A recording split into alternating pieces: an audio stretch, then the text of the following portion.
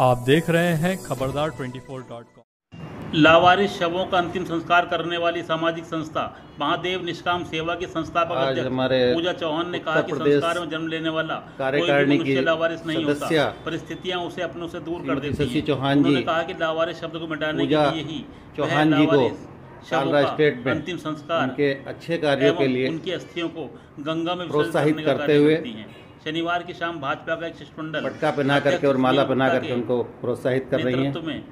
गजरौला में इसी तरह से पूजा जी ये कार्य करते रहे। महादेव निष्काम सेवा के कार्यालय पर पहुंचा, वहां उन्होंने पूजा चौहान को पटका पहनाकर पुष्पगुच्छ एवं इसी कड़ी में हमारे सम्मानित किया। गजरौला के मंडल अध्यक्ष किए जाने वाले कार्यों की प्रशंसा की। सुनील गुप्ता जी सदस्य सचिव चौहान ने कहा कि कलयुग में लोग अपनों के आंसू पोंछने से भी बचते हैं, ऐसे में लावारिस शवों का सनातन धर्म के अनुसार पूजा जी ऐसा व्यक्तित्व हैं को गंगा में प्रवाहित जो कराना दूसरों के लिए भी प्रेरणा है बनी हुई है। महिला होते हुए भी यह साहसिक कार्य है। आशा करते हैं कि सभी लोग और समाज के लोगों के लिए इस कार्य में सहयोग दे करके इस मौके पर पुण्य कमाने का कार्य करेंगे। अध्यक्ष एडवोकेट मनमोहन सिंह, हमारे अल्पसंख्यक मोर्चा के मंडल अध्यक्ष सौरभ जैन, होशियार सिंह आदि भी दे करके खबरदार सम्मानित करते हुए के लिए नवनीत अग्रवाल।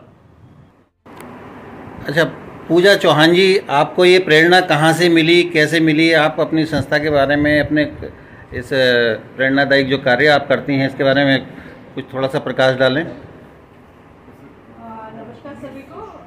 एक्चुअली में मेरे को ये प्रेरणा मिली सिर्फ ये शब्द सुन के कि लवारिस क्या होता है, ये मतलब वही जान सकता है जिसका कोई नहीं। ऐसा कोई लवारिस कोई नहीं है, सब पैदा हुए हैं।